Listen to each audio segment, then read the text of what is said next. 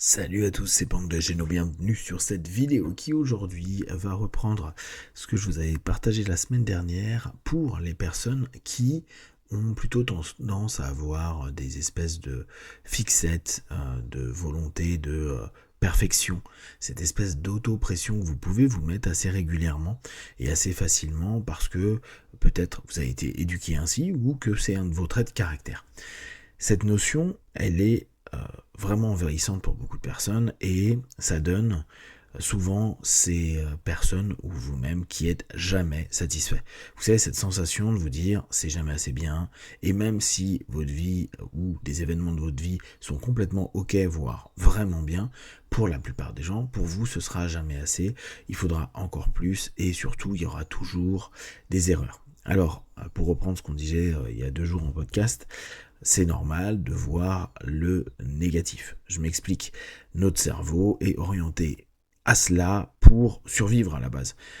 L'exemple que je donnais, que vous connaissez certainement, c'est celui du bâton. Si on est dans la savane ou on est dans la jungle et qu'on a l'impression que un bâton est un serpent, on va être attentif. Par contre, si on se dit juste c'est un bâton et je ne vois pas de négatif potentiel, je risque d'y aller et en pensant que c'est un bâton, je risque de me faire mordre.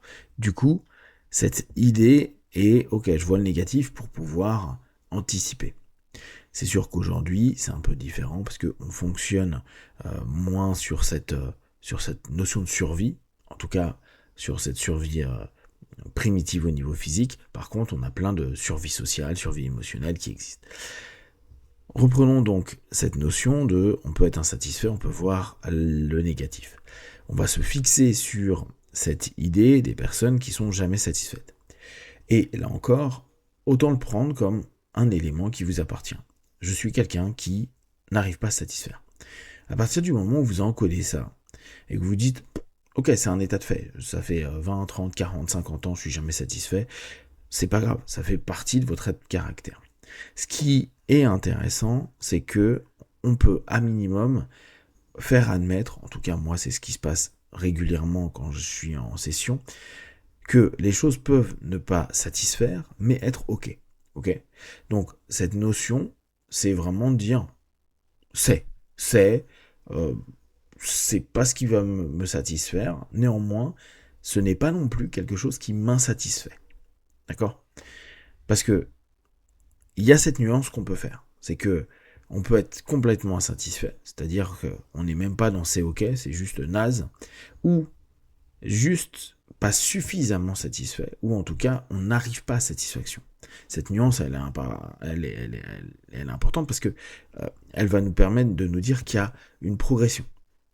Je suis pas satisfait de mes résultats, je suis pas satisfait de mon achat, parce qu'il y a un delta, parce qu'il y a quelque chose qui devrait être mieux, qui devrait progresser, qui devrait amener quelque chose qui me convient, ou en tout cas m'apporte du bien. Du coup, si on fait admettre juste cet élément en plus, tu as le droit d'être insatisfait, et il y a des moments où tu seras complètement insatisfait, c'est-à-dire que rien de ce que tu as ne semble révéler quelque chose de ok, rien ne te satisfait, ça c'est complètement admis vu que c'est insatisfait. Par contre, tu peux juste te dire c'est ok. C'est ok et je peux améliorer, je peux travailler sur ça, je peux évoluer.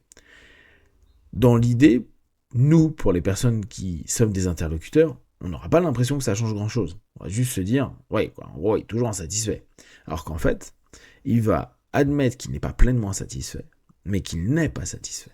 Ce qui est un peu différent. En tout cas, dans ce que je viens de vous proposer dans ce cadre-là. Du coup, vous avez vu la sémantique que j'ai utilisée, ou vous l'aviez lu sur mon petit papier ou sur mon short. On a beaucoup, là je parle vraiment des retours généraux par rapport à ce sujet, cette notion de pression personnelle, comme je disais au départ, ça peut être culturel, ça peut être identitaire bien sûr, ça peut être social, ça peut être éducatif, etc. Et donc il y a une espèce de doit, je dois, il y a un devoir, il y a un objectif de résultat. Résultat qui est complètement fantasmé et qui de toute façon n'arrivera jamais vu que on a admis que pour l'instant, depuis des décennies, ça fait partie de nous. Du coup, le je dois, c'est ce qui est le plus oppressif pour soi. Je dois, tu dois. Alors, souvent, quand on fait des régressions, quand il y a des régressions spontanées qui arrivent, naturellement, il y en a qui disent oui, mais mes parents n'étaient jamais contents de ce que je fais. Ou j'attendais une rétribution, un stroke, une validation, une attention sur quelque chose que j'ai fait, et vu que je l'avais pas, bah, je me disais, je dois faire plus. Je dois être meilleur à l'école, je dois être plus gentil à la maison, je dois plus aider mes parents, je dois plus, je dois. Donc parfois, parce que c'est pas dit par le parent, et surtout, n'oubliez pas, parce que là après les parents vont dire, ah, mais je l'ai pas dit moi, je pensais que ça se comprenait. Il y a aussi le monde que se fait le jeune, l'enfant et puis l'adulte. Vous savez très bien qu'on est des professionnels pour se créer des récits au travers des faits et donc inventer des choses qui, parce qu'on est blessé, parce que c'est pas cool, vont après devenir quelque chose de récurrent, notamment quand on travaille sur soi, quand on fait des accompagnements ou quand on est en thérapie.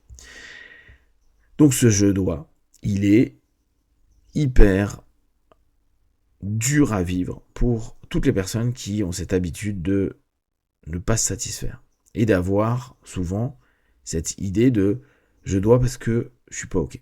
Là encore, comme je dis régulièrement à mes consultants, à mes partenaires en session, c'est ok.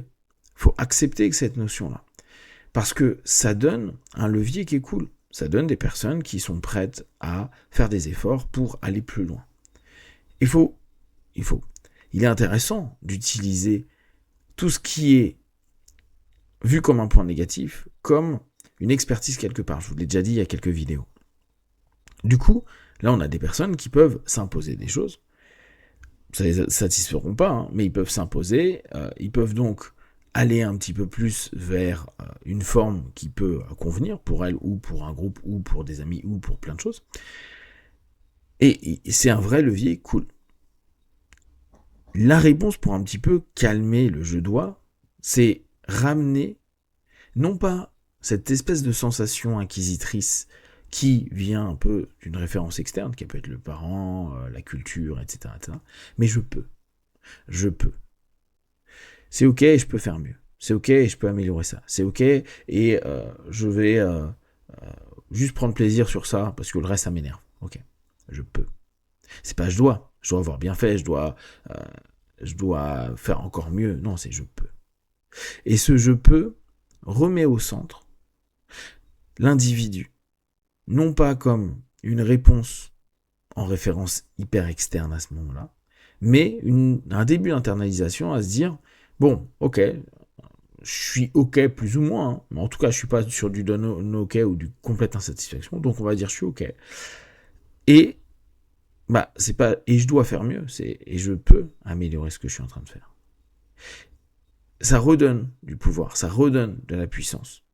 On pourrait aller sur du Adler, mais parfois, parce que il y a cette sensation de devoir, il peut y avoir, on a tous des sentiments d'infériorité, et on va pouvoir se dire, j'ai pas de pouvoir sur ça, j'ai pas de puissance sur ça, j'ai pas de capacité sur ça. Il y a que la référence externe qui pourra peut-être à un moment donné me dire que c'est bien, et encore, c'est pas dit que je sois satisfait. En général, la référence externe la plus forte a été la référence familiale, et à un certain âge, il n'y a plus de famille, donc il n'y a plus les parents. Revenir sur le je peux, c'est vraiment redonner à ce moment-là une place à sa personne, à ses comportements, à ses possibilités. Et je peux m'améliorer. Je sais que je ne dois pas être parfait. Je peux tenter de faire mieux, mais je sais que je ne dois pas faire mieux. Du coup, ça diminue le stress interne. Ça ne veut pas dire que la personne est zen, c'est une personne qui a cette tendance à l'insatisfaction. Néanmoins, il y aura moins cette sensation de se dire, je ne sais pas pourquoi je le fais, mais il faut, je dois. mais plutôt, ok, je peux. Puis peut-être un jour, s'éveillera un je veux. Un je veux pour moi, par moi, et pas parce que un ensemble de contextes ou de patterns que j'ai même plus conscience, dont j'ai même plus conscience, me font réagir de cette façon-là, d'être insatisfait, de devoir quelque chose. Si déjà dans un premier temps, il est possible d'aller vers un je peux, vous allez déjà constater que rien que vos journées vont complètement prendre un autre sens. Et surtout, une sensation de plus subir cette quête un peu de perfection, de toujours devoir plus, mais amener vers quelque chose qui va beaucoup plus vous nourrir, parce que ça va être vous, pour vous, avec vous. Si vous avez des questions et des remarques, partagez-les sur Facebook, YouTube, j'y répondrai le plus rapidement possible, comme d'habitude, de tout ce que je propose. Ne prenez que ce qui est bon et juste pour vous. Testez, observez, analysez et concluez. Liwan, ciao.